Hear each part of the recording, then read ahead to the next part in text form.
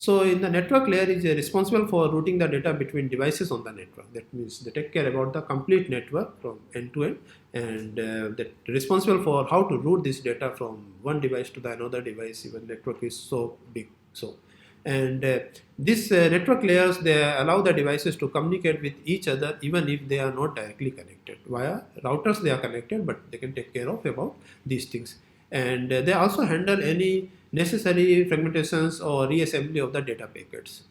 Why these two things are required? Because of the bigger size of the packet, small size of the packet, headers, packet size and other things. IPv6 support a bigger size, but 6LoWPAN they support not as much as bigger. So definitely they need to divide into the sub packet, they need to fragment all these things. So who else is responsible? Network layer is responsible for fragmentations, divide the bigger size packets into the small size and merge again. All these things are the responsibility of the network layer, and reassemble at the receiver side. They need to reassemble the packet and regenerate that one original packet. They also may provide, that means this is not a compulsory, optional is there, that error detection and correction mechanism. So they can also worry about the error detection if any error is there and how to correct that error.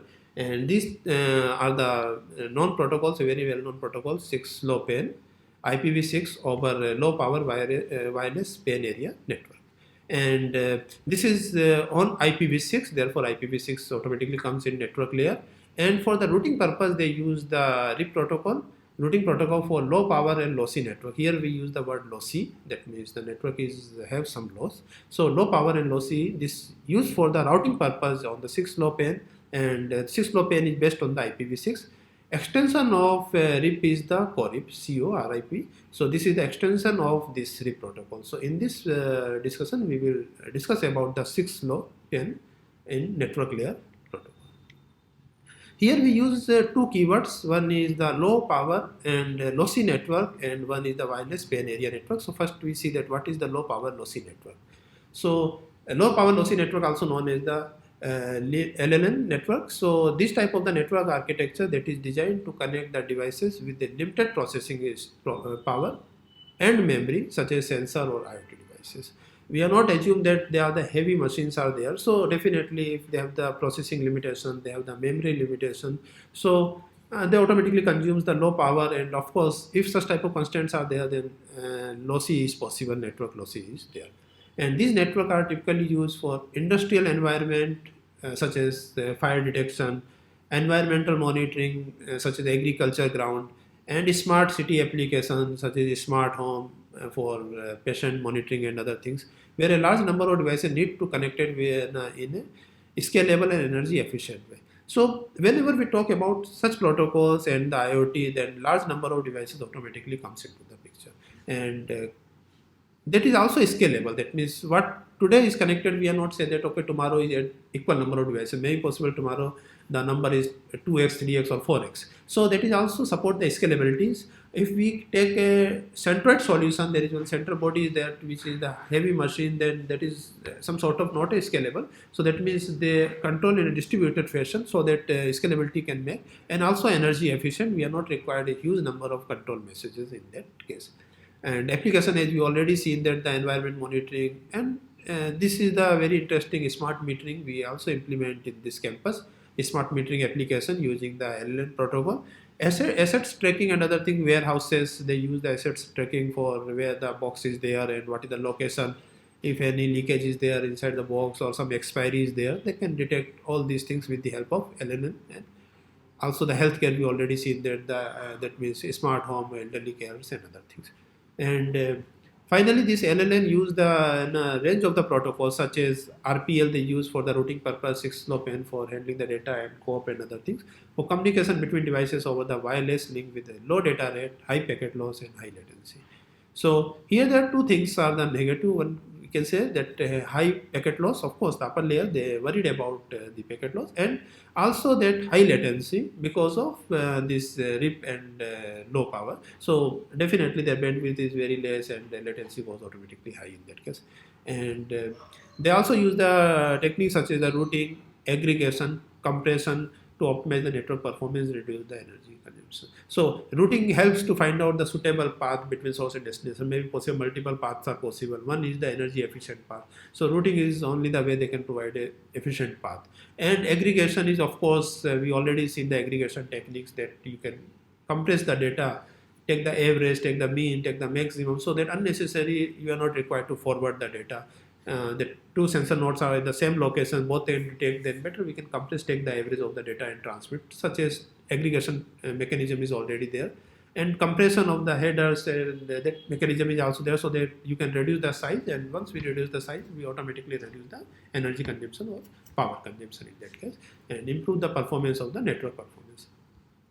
So all these things are covered in LLN network, low power and lossy networks. And in that routing technical challenges, but of course they have some challenges because of low power and lossy. So LLN may contain the thousands of even millions of the devices, which can create the scalability challenge for the routing.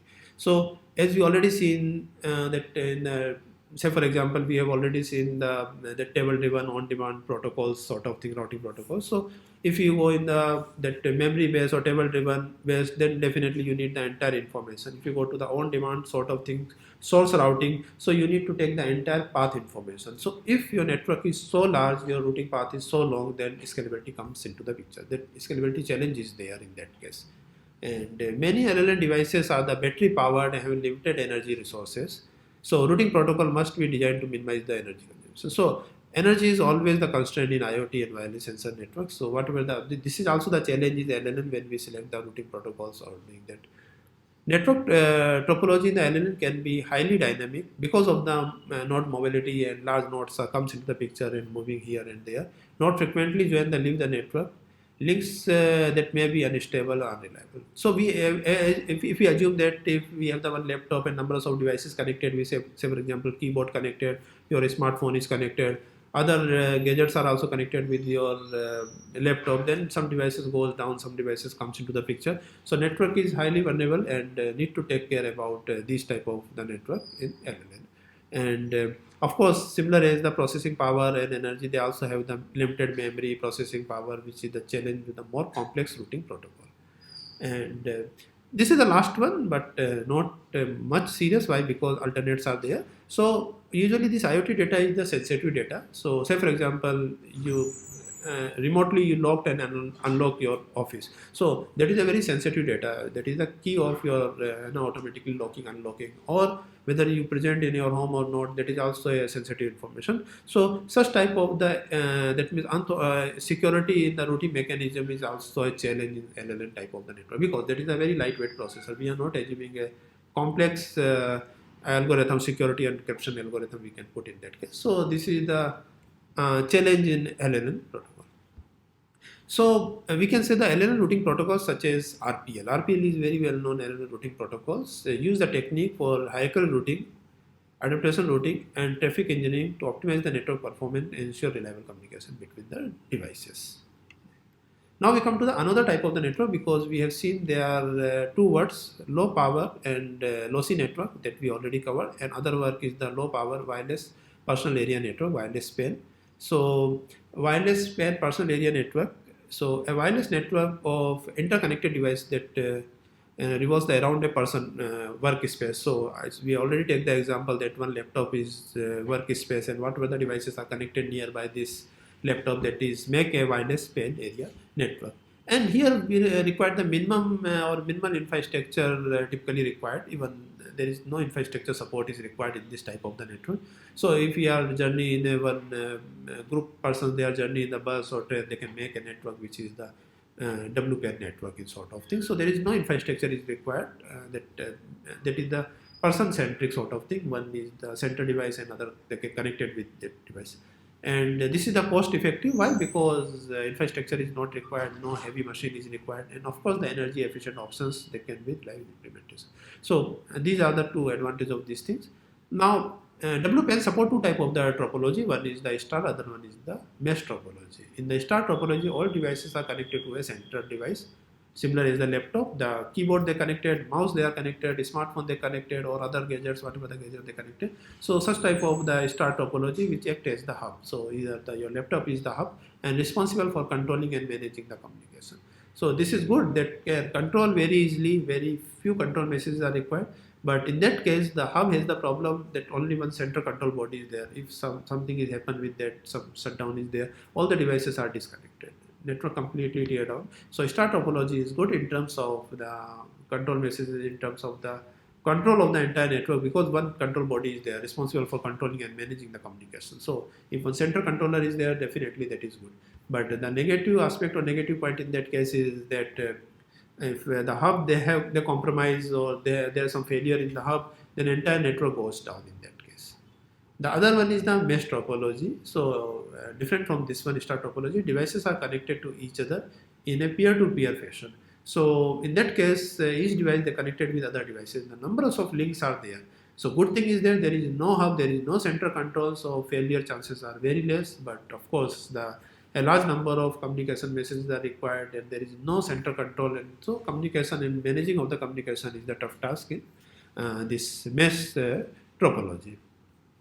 Now after that, we focus on one network layer protocol, which is the 6LoWPAN. So they work on the low power wireless personal area network. So they cover the low power as well as they cover the personal area network pair, and they work on the IPv6. So their name itself suggests the entire definition of this protocol. So 6LoWPAN is an IPv6 protocol that is designed to enable the use of the IPv6 over the low power wireless area network. So this is, say for example, low power wireless network is 15.4 standards that we have seen in the last lecture, that what is the 802.15.4. They work on this, but this protocol, they also use the IPv6 protocol stack in that case, and provide the IPv6 connectivity to low power, low bandwidth devices because of the 15.4 that have the limited resources. And for reducing the power consumption, for reducing the memories, processor resources, they use the header compression, they use the fragmentation, divide the packets into the sub packet, and other technique to reduce the size of the packets and make them suitable for transmission over the low power wireless network.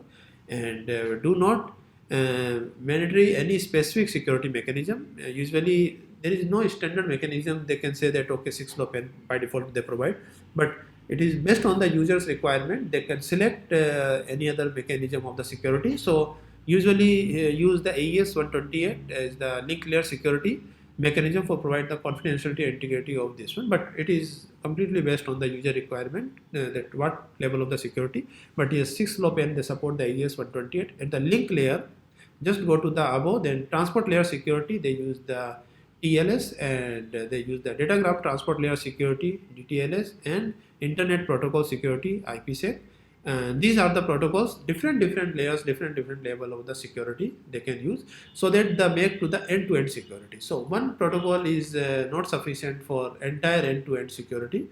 So here they use the that means different protocols with a different layer. So very first they use the AES for link layer, then after they go to the transport layer security, then datagram level security, then internet level protocol security. All these are the different securities they use. So this we can say that yes, 6LoWPAN is completely end-to-end secure protocol. This is a very wonderful diagram architecture of 6LoWPAN. We have taken from the source is this one. So this is a white paper of the Texas kit, and they have given the entire information about this. I suggest you please go through this one, the entire paper, and see that the complete detail of this 6LoW architecture. Here we try to cover some selected points. So here in the picture we can see the devices. That is the one router we can see here. We can see the edge router. We can see some red color devices. We can also see some green color devices like this one, or these are the normal PCs are there. This is our network, some sort of thing. So this router is the IPv6 router. So here we can say the uplink to the internet is handled by an access point act as the IPv6 router. So whatever the data, if you want to uplink to the internet from the devices, you need this router, and this IPv6 router is an access point, and they work as a router. Now assume that whatever the data is at this point, they can uplift to the internet with the help of this one. But how this IPv6 router or this access point can collect the data from the devices. And these are the hosts. These are the hosts. These are the hosts. These are the IoT devices, small IoT devices, and they send their data to the edge router. And edge router can send their data and can take the data from the routers. So IPv6 network is connected to the IPv6 network using an edge router. For connection purpose, they use an edge router, whatever the devices are there. And these edge routers, they have the three type of the functionalities. One is data exchange between the IPv6 device and the internet. So these are the IPv6 devices and this is the internet. So their functionality is to take the data and transmit this data to this one. That means that they are able to understand the address of these devices and address of that one devices, because they are working in between the normal routers or whatever the IPv6 routers and the these IoT devices. So they can exchange the data. Whenever use the word of the exchange, that means they can receive and they can transmit the data both directions. So that's where they use the exchange the data. Here the arrow is also in the both direction. And now we come to the little bit bottom. So here they say that the local data exchange between the devices within the low power. That is very interesting. One host node, they want to transmit their data to the another host node. They can use this edge router via this one. So they are not required to transmit their data to the internet and other device they can access. So within 6LoWPAN network, whatever your local that means personal area network inside the department, inside your office, that one edge router is sufficient to do all these exercise. They can collect the data from one device and transfer to the edge router. Edge router forward this data to the other device like this one. So they can do all these things, and finally they can generation and maintenance of the radio subnets. This is also that is their responsibility to provide the subnets and other things. So all these things are the responsibility of the edge router. The edge router is very important in 6LoWPAN architecture. Usually edge router is required to transmit the data in between these devices, and once they take some decision, once they take some aggregation at this point, they can transmit to the internet and they collect data from the internet and transmit to this one. Now the another point is 6LoWPAN network may be connected to the other IP network through one or more edge routers that are forwarded IP datagram with different media. So there is no one edge router in the network. Maybe possibly you have one edge router or more than one edge routers. They can share the data with each other through the IP network. So that means we can increase the size of the network. This is supporting the scalability. So IPv6 they have this type of mechanism. Now two things are the remaining, that these two type of the devices, and here this is the router. This is the router is responsible for routing the data in a 6LoWPAN. Now we come to these two devices. Host, these circular devices, green color edge devices, host devices known as the end devices are not capable of routing data or other devices in the network. They can only collect the data and transmit to their connected devices. Whatever the router is there, they can transmit their data to the edge device. They are not directly route the data from device to device like this one, or not forwarding their data. So they need edge routers for routing the data. Yes, one thing is very interesting for saving the energy, for power saving. If there is no data, they are not interested to collect the data, or there is no important data, then they definitely can go in the sleeping state and once away walk. So especially why they have mentioned this thing, because they want to say that here the edge routers and the router is not able to go in sleeping state. These only devices can go in the sleeping state because they are not responsible for forwarding the data, or that means routing the data in that case. So this is all about the architecture of 6LoWPAN.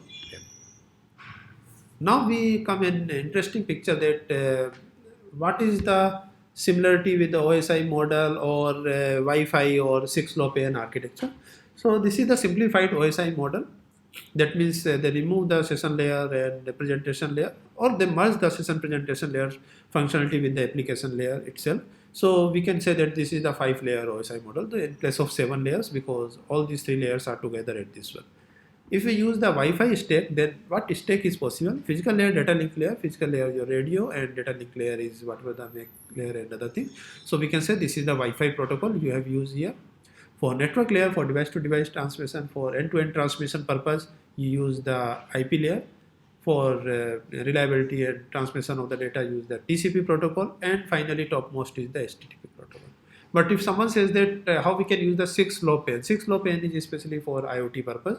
So here we use the 15.4 low power communication protocol stack standards, and of course if you use this radio, then definitely you need to use their make protocol.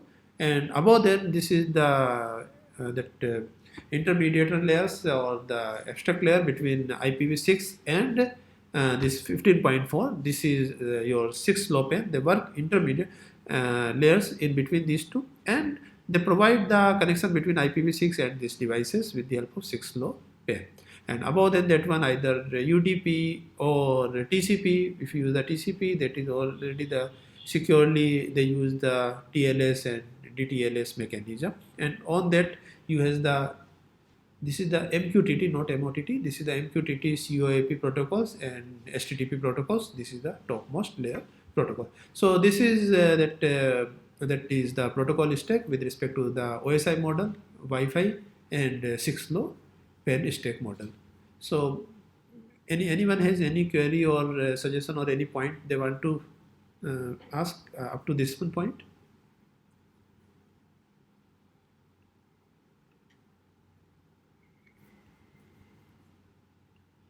Okay, so we continue in that case.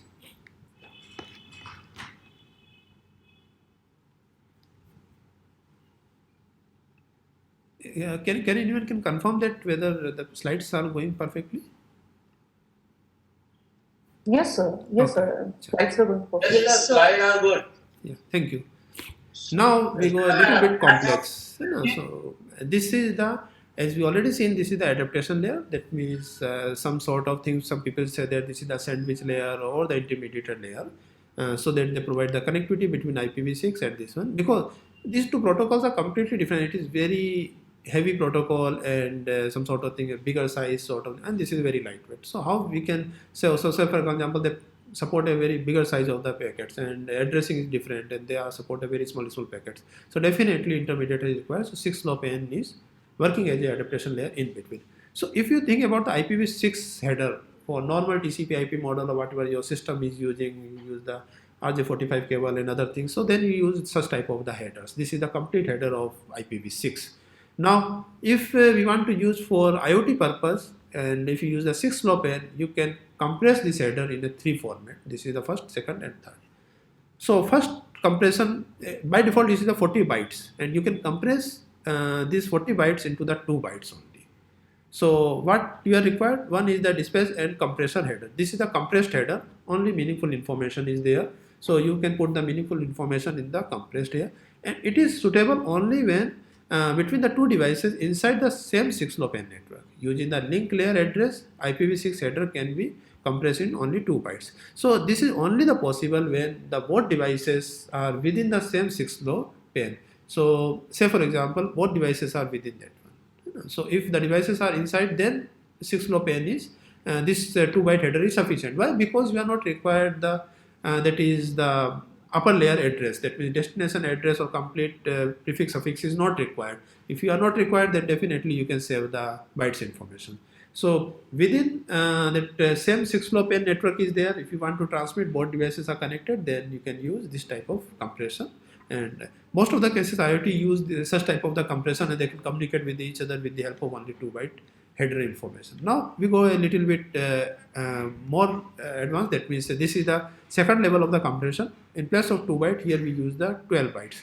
So what additional is there? These 3 fields are additionally we have added. So here the communication destination node to a device outside the 6LoWPAN network, and prefix for the external network is known. This is the plus point for you, but your device is designated outside the network. That means this is not in your 6LoWPAN, that is outside that one, but at least you are aware about the prefix of that one. So you are not required the prefix information. You need only the information about the destination, that okay, what is the destination node address. So this is the 64-bit, and if you divide that means 8 bytes sort of things, this information they automatically takes 8 byte, and 2 byte you already have this one, so 10 byte and 11 and 12 bytes. So with the help of this one, they can find out this 12 byte. This is the content identifier, CID, and hop limits, because this is the outside device. You need to transmit the data from one 6LoWPAN to the outside device. So how much hop counts I need to travel. So this type of information in the routing protocol purpose you can put at this one, and this is the limitation. After that, your that means information automatically outdated and clear. This is already hop count information you have given at this one. So this is the 1 byte, this is the 1 byte, this is the 8 byte, 10 byte, 11 byte, 12 byte. So this is the way that how we can make the 12 bytes compression level number 2. But the positive point here is that you know the prefix, but always it is not possible. Sometimes you are not aware about your prefix. So similar to the previous one case, but without knowing the prefix of the external device. So in that case, you need a 20 bytes. So because we have the additional 8 byte for the source address in prefix. So this 8 byte additional, this 8 bytes, 16 bytes, 17, 18, 19, and 20 bytes. So IPv6 header we can compress into the 3 format. We can compress into the 3 way. One is that by default IPv6 header is the 40 bytes. If you are not using anything, that means you have complete information. Both devices are inside, then 2 bytes are more than sufficient. So think about that lightweight. So in place of 40 byte, you can consider 2 bytes. So sometimes what's when we use some application, someone said that okay, you can use the normal network. Why IoT is required? Better we can use the OSI model to transmit the smart meter readings in the normal fashion. So in that case, directly and indirectly use the 40 bytes, which is not required. 2 bytes and 40 bytes, 20 times more messages we can transmit if we successfully use the 6LoWPAN for the Raspberry Pi, Arduino board, whatever you are using in that case. And if the device is outside, not in your 6LoWPAN, that is the other network device, then you need to make the address and hop count limits and CID, other things. So goes in 12 bytes. If you have no information about your prefix and the other prefix, then definitely 20 byte. But at least you can save the 50% that header information with the help of this header compression technique, which is in 6LoWPAN. Now we can see that there are two type of that means forwarding in 6LoWPAN. One is that within the 6LoWPAN, that is within a one network, you can collect the device and transmit this one. There is no network layer is required in that case. Device to device communication sort of thing. So if you are using some device to device communication within the device, then you can go in this way. So here you generate the data, transmit this data directly to the device. Device can transmit to the other device, and other device can transmit to the other device. So here they are all within the same network. They are connected directly. So this type of architecture comes into the picture. But yes, multi-hop is there, and here this is the some sort of the network layer.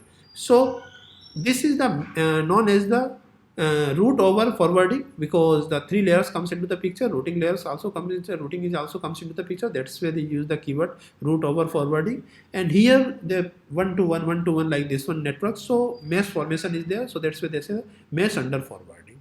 And so this is the layer 2 forwarding, and this is the layer 3 forwarding. So both type of the forwarding, they support the 6LoWPAN architecture. Now we have seen that mesh level and route level, and according to that one, we need to make the adaptation layer header. So this is the 15.4 header that you figure out, and this is your compressed header that we already seen, and this is your data, whatever data is there. But additionally, there are 2 more fields are there. So we will see what they are saying there. So in order to enable the transmission of IPv6 over this one radio, IPv6 frames need to be divided into the several small segments, because 802.15.4 size of the each the packet is very small, as frame size is very small as compared to IPv6 frame. So definitely we need to divide the bigger size frames into the small size with the help of segmentations, and this is the way that how we can do. And there are 2 types of the routing protocol that routing we have seen. That one is the mesh under, and fragment are reassembled at their final destination. So here when you do the fragmentation, you can do all these at the end of this one, merging all these data and other things into a one at the final destination only, not intermediate. But when we talk about the, because here there is no responsible, there is no routing is there, nothing is there, is no router, nothing is device is there. So who else take care about this?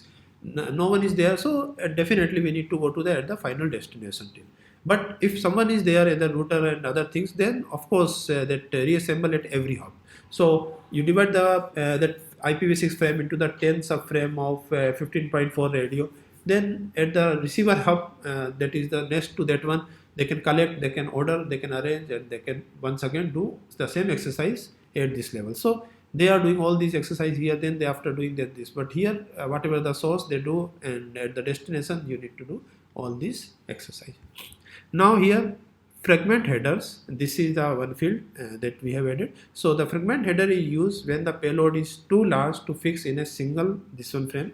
So if your data IPv6 data is so large, in that case definitely you need to divide into the small and you require the fragment in that case. So when you do the fragmentation, then there are three informations. One is the datagram size, because what after when you break the frames into the subframe, what is the size, tag is required, and offset. So size describe the total payload, unfragmented, whatever the original frame is there, and tag identify the set of fragment, because you need to identify, otherwise how you can reorder all these things together at the receiver side.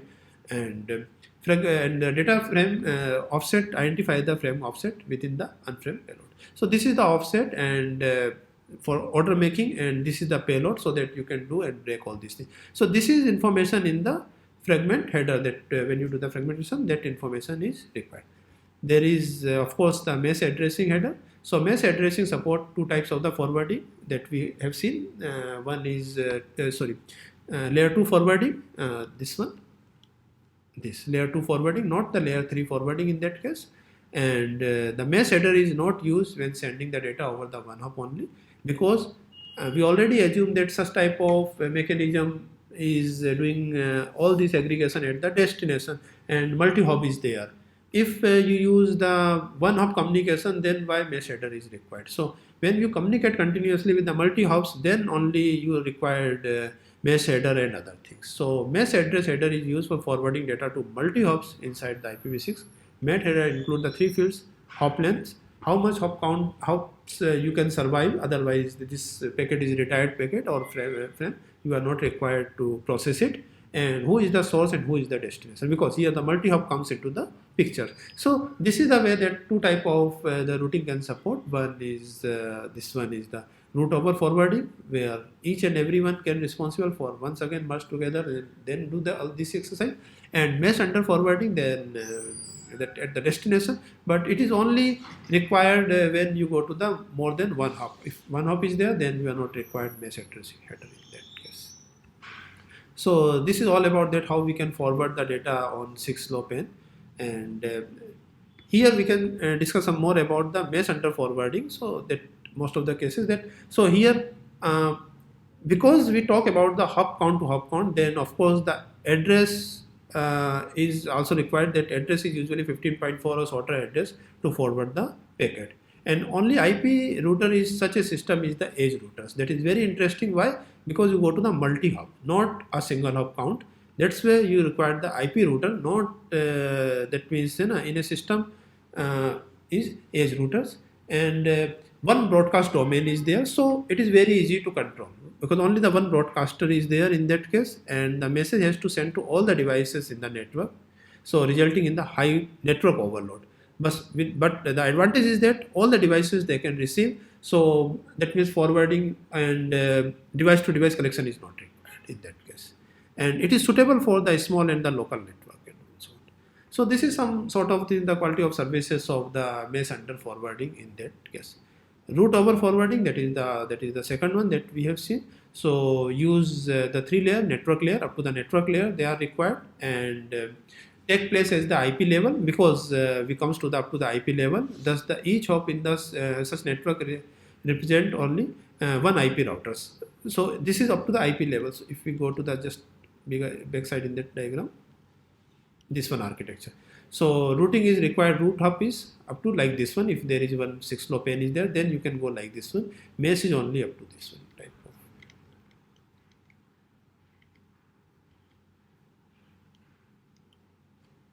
So this is there. So that is one. And most widely used routing protocol is RIPL and RPL that we have seen in the earlier, that they use for the routing purpose. They use the RPL protocol in that case.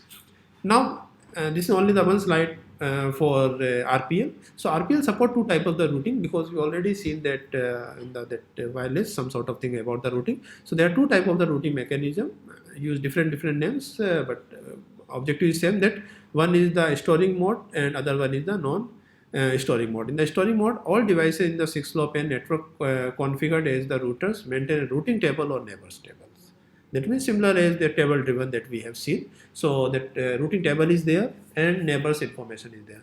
So that RPL work in the both mode. Either you can store the entire information or you are not required to store the entire information. If you go to in this first category, that storing mode, that means each and every device they have store the routing tables information and their neighbors also information. So it is good for the that means fast routing and other things, but it is not good in a scalable point of view. So when you go in a large scale, then definitely maintain the routing tables or neighbor tables is a tough task in that case. So another solution is the most widely solution people are using in IoT is the non-storage mode.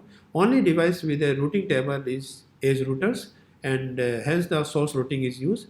So what is the source routing that we have seen in the last lecture? Means that the packet include the complete route or the hops it need to be traced from the source to destination. That means entire route information is there. But non-storing mode is there. That means that devices is not required. The routing table, neighbors table, entire and update each and every time is not required.